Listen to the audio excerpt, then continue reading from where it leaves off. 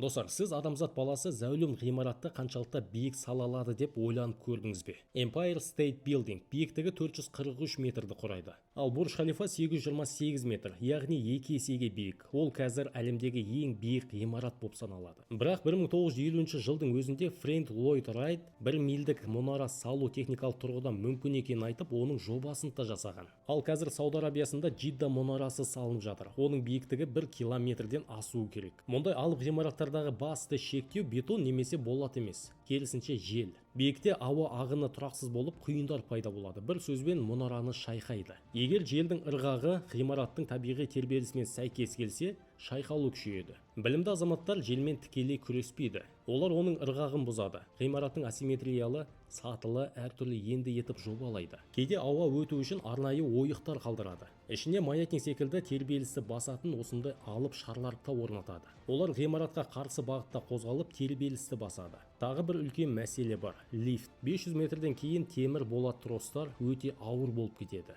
Сондықтан Skylobby және көміртекті талшықтан жасалған жаңа тростар қолданылады. Бірақ ғимарат биіктеген сайын логистика қиындайды. Пайдалы кеңістік азаяды. Ең қызығы, зәулім ғимараттар мәңгілік емес. Оларды шамамен 100 жылға жобалайды. Бірақ 50 жылдан кейін қызмет көрсету өте қымбатқа түсуі мүмкін. Соңында парадокс пайда болады. Біз одан да биік ғимарат сала аламыз ба? Бірақ басты сұрақ, сала аламыз ба емес, оған қандай баға төлеуге дайынбыз? Ал сіздер қалай ойлайсыздар? Өз пікірлерін жазып кетіңіздер. Менің парақшама тіркелуді ұмытпаңыздар.